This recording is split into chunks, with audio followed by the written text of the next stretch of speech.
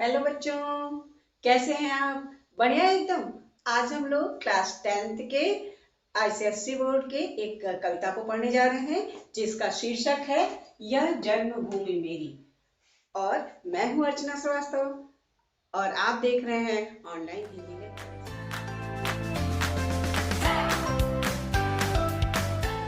तो चलिए शुरू करते हैं आज की कविता, यह जन्मभूमि मेरी। बच्चों, जब भी हम कविता पढ़ते हैं तो उससे पहले कवि के बारे में थोड़ा सा जानते हैं, जानकारी लेते हैं। तो इसके रचयिता सोहनलाल द्विवेदी जी हैं और इनका जन्म यूपी के उत्तर प्रदेश के फतेहपुर में सन 1905 में हुआ था और इनकी मृत्यु सन 1988 में हुई थी। और इनके बारे में, चूंकि ये संपन्न परिवार में हुए थे और इन्होंने एक वो पत्रिका है अधिकार, उसका संपादन का कार्य भी किया था। और इनकी रचनाएं हैं भैरवी, सेवाग्राम, जय भारत, जय कुणाल। ये कुणाल इनका ऐतिहासिक काव्य है। और वासव दत्ता और विस्पान भी आख्यान काव्य हैं जो बहुत प्रसिद्ध हैं। और इनकी रचनाओं में ग्राम सुधार, देशभक्ति, इस समूह का स्वर और बहुत अधिक सुनाई देता है, मतलब उसमें मुखर होता है। और उन्होंने बालोपयोगी कविताएं भी लिखी, मतलब बच्चों के लिए भी कुछ कविताएं लिखी, जिसमें है दूध बताशा, बाल भारती, बांसुरी और झरना, बच्चों के बापू, शिशु भारती, हंसो हंसाओ और चाचा नेहरू। तो चलिए अब शुरू करते हैं कविता। तो कविता का पहले मैं आदर्श वाचन करती हूँ, सुनिए। यह जन्मभूमि मेरी वह मत यह जन्मभूमि मेरी वह मातृभूमि मेरी, ऊंचा खड़ा हिमालय आकाश चूमता है, नीची चरण तले पर नित सिंधु झूमता है।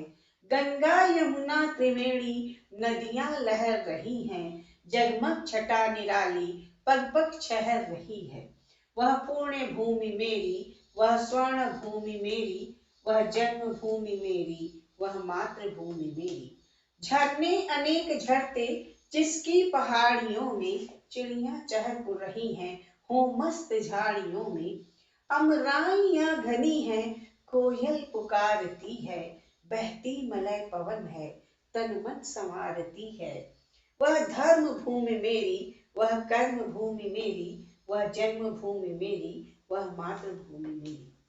बच्चों, कविता में ये जो वह जन्मभूमि मेरी वह मातृभूमि मेरी बार बार आके इसको और संगीतमय बना देता है।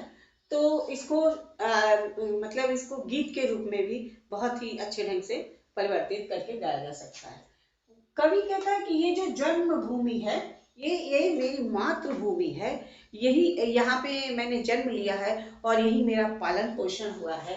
ऊंचा खड़ा हिमालय आकाश छूता है। और हमारे जो देश का जो में जो वो है हिमालय पर्वत है, वो आकाश को चूमता है, इतनी ऊंचाई तक है। और वैसे भी हम लोग जानते हैं कि ऊंची पर्वत श्रेणियां हिमालय में दो हैं, एक केटू और यहाँ पे भी कंचनजंगा, बहुत सी श्रेणियां हैं। तो ऊंचा खड़ा हिमालय आकाश, हमारे देश में का गौरव इतिहास को बताने के लिए हिमालय पर्वत खड़ा है, जो वो ऊंचा आकाश को भी छूता है, टच करता है। नीचे चरण तले पर नित सिंधु झूमता है। और मेरे जैसे जब हम लोग अपने देश का अगर वो देखें, मतलब मैप देखेंगे, तो हिमालय इधर दिखाई देता है और नीचे जहाँ पे वो तिरछा सा होके उसके नीचे समुद्र दिखाई देता है। तो कवि के कहने का मतलब है कि ऊंचाई में हिमालय मतलब जो आकाश चूमता है और हमारे पैरों के नीचे, मतलब भारत के चरणों के नीचे जो समुद्र है उसके पैरों में गिरकर झूमता है। मतलब ऐसे तो पैरों में झूम के लोग महसूस करते हैं कि मैं उससे नीचे हूँ, लेकिन यहाँ पे जो सागर है उसके पैरों को धुलता है, उसके नीचे पड़ा हुआ है और वहां पे भी वो झूमता है, मतलब प्रसन्न चित्त है। नीचे चरण तले पर नित्य सिंधु झूमता है, नित्य ही जो है सिंधु यानी सागर झूमता हुआ दिखाई देता है। गंगा यमुना त्रिवेणी नदियां लहर रही हैं।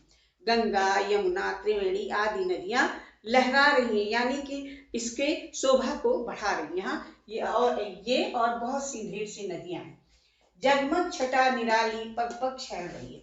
और इस तरह जो मेरा देश जैसे लगता है जगमगा रहा है प्राकृतिक संपदाओं से। मतलब यहाँ प्रचुर मात्रा में प्राकृतिक संपदा है, और यहाँ की जो है सौंदर्य और अधिक सुंदर प्रतीत हो रहा है।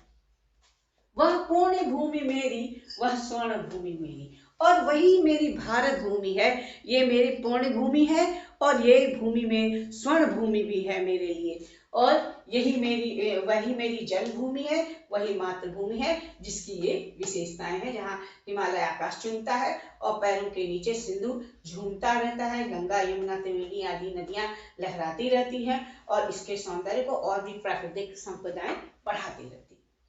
झरने अनेक झरते जिसकी पहाड़ियों में, चिड़िया चहक रही हो मस्त झाड़ियों में। यहाँ पे जो पहाड़ियां हैं, बहुत पहाड़ियां हैं, उसमें से अनेक जगहों से, कभी इधर से कभी इधर से कभी इधर से झरने बह रहे हैं, निकल रहे हैं, चिड़िया चहक रही हैं। और झाड़ियां अगर हैं, मतलब जंगल है, उनकी झाड़ियां हैं, तो उसमें कहीं चिड़िया चहक रही है, मतलब वहां भी सौंदर्य है। अगर जंगल है वहां भी सौंदर्य है, हर जगह सौंदर्य है। अमराइयां घनी है कोयल पुकारती है। अमराइयां बच्चों वो आम के पेड़ों के झुरमुट को कह सकते हैं, मतलब जहाँ बहुत से पेड़ हैं आम के, तो अमराइयां बहुत घनी है, यानी बहुत से आम के पेड़ हैं। कोयल पुकारती है, वहां कोयल कू कू करके हमें पुकार रही है, हम और भी इसके सुंदरता को बढ़ा रही है।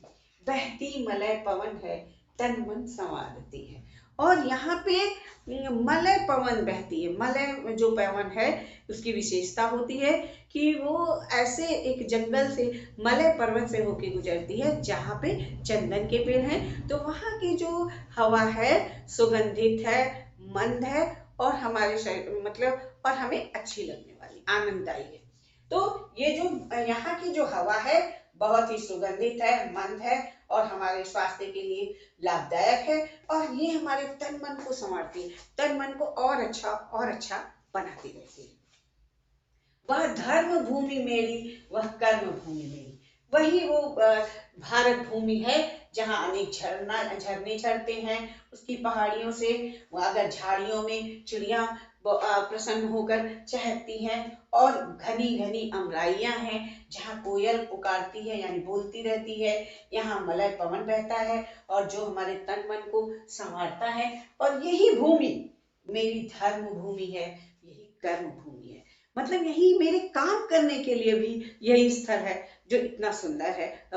और उसी के साथ कहता है, वह जन्मभूमि मेरी, वह मातृभूमि मेरी, और यही मेरी जन्मभूमि है, यही मेरी मातृभूमि है। बच्चों, इसका एक और अनुच्छेद छूटा हुआ है, उसको अभी आगे पढ़ते हैं। चलिए बच्चों, आगे पढ़ते हैं। जन्मे जहाँ थे रघुपति, जन्मी जहाँ थी सीता, श्री कृष्ण ने सुनाई वंशी पुनीत गीता। गौतम ने जन्म लेकर जिसका सुयश बढ़ाया, जग को दया दिखाई, जग को दिया दिखाया। वह युद्ध भूमि मेरी, वह बुद्ध भूमि मेरी, वह जन्म भूमि मेरी, वह मातृभूमि मेरी। बच्चों, इसके एक एक शब्द में एक बहुत बड़ी कथा छुपी हुई है। जैसे जन्मे जहाँ थे रघुपति, वो हमारा बोल रहा है ना कि वह भूमि मेरी, वह जन्मभूमि मेरी, तो यानी वो ही मेरी जन्मभूमि है, जहाँ पर रघु के पति श्री राम ने जन्म लिया था। रघु क्या था?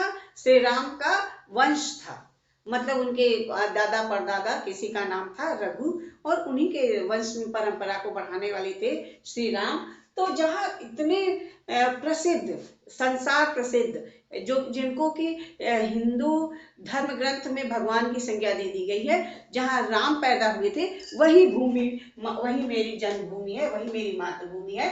जन्मी जहाँ थी सीता, और उनकी पत्नी जो सीता अभी देवियों के रूप में विख्यात है, तो वो सीता भी यही उन्होंने जन्म लिया था। श्री कृष्ण ने सुनाई वंशी पुनीत गीता, और श्री कृष्ण ने यहाँ पे जो अपनी मधुर वंशी का तान छेड़ा, और यहीं पे उन्होंने गीता का उपदेश दिया। जो हम लोगों ने कौरव पांडवों के बीच जो युद्ध हुआ, तो उसमें जो श्री कृष्ण का उपदेश था अर्जुन के प्रति, जब उनको मोह हुआ, तो उसको वो जो गीता के रूप में प्रसिद्ध है। तो यहीं पे उन्होंने पुनीत यानी पावन पवित्र गीता सुनाई। गौतम ने जन्म लेकर जिसका सुयश बढ़ाया। और गौतम बुद्ध जो महात्मा बुद्ध के रूप में जाने जाते हैं, उन्होंने यहीं पे जन्म लिया था और यहीं उनकी भूमि वो ज्ञान प्राप्त किया था और धर्म का प्रचार प्रसार करके विस्तार किया था। तो यही गौतम ने जहाँ पे जन्म लिया और इसके यश को बढ़ाया, वही जन्मभूमि मेरी भी है। जग को दया दिखाई और उन्होंने संसार में लोगों को दया करना सिखाया। उनके जो जो भी संदेश हैं वो सब दया है और सत्कर्म है और जीवों पे को नहीं मारना, ये सब उनके वो विचार थे। तो गौतम ने यहाँ जन्म लिया और इस देश जिस देश का सुयश बढ़ाया वही मेरी भी जन्मभूमि है। उन्होंने गौतम ने जग को दया दिखाई और दिया दिखाया, ज्ञान का दीपक जलाया, मतलब ज्ञान की प्राप्ति उनको हुई और जिससे उन्होंने संसार को भी एक दिशा दी। वह युद्ध भूमि मेरी, वह बुद्ध भूमि मेरी। वही भूमि है यहाँ, ये युद्ध भूमि भी है जहाँ मैं अपने आप को बनाए रखने के लिए युद्ध कर रहा हूँ। और यही जहाँ पे बुद्ध ने अपना जो उपदेश दिए हैं, ज्ञान अर्जित किया है और लोगों में बांटा है उपदेश के रूप में, तो ये भूमि वही है जहाँ पे इन्होंने जन्म लिया है। और वही जन्मभूमि मेरी भी है, वही मेरी मातृभूमि भी है। फिर से देखते हैं, चलिए एक बार। जन्मे जहाँ थे रघुपत, जन्मी जहाँ थी सीता। जहाँ रघुकुल के श्रेष्ठ श्री राम और सीता ने जन्म लिया था, वही भूमि, वही मातृभूमि मेरी भी है। यहीं पे श्री कृष्ण ने मधुर स्वर में बंसी के ताने सुनाई थी और गीता का उपदेश दिया था। गौतम ने यहाँ जन्म लेकर इस धरती का, इस मेरी मातृभूमि के मान को बढ़ाया था, संसार को दया करना सिखाया था, संसार में ज्ञान का प्रकाश बिखेरा था। और यही भूमि मेरी युद्ध भूमि भी है और ये बुद्ध भूमि भी, यही मेरी जो बुद्ध की भूमि है वह मेरी भी भूमि है। यह जन्म भूमि, यही मेरी भी जन्मभूमि है और ये मेरी मातृभूमि है। और इस तरह शायद उन्होंने इस कविता के द्वारा देश प्रेम की भावना भरना चाहा है हमारे अंदर। तो चलिए यहीं पे समाप्त होती है कविता। आप तैयारी करते रहें, पढ़ते रहें। All the best.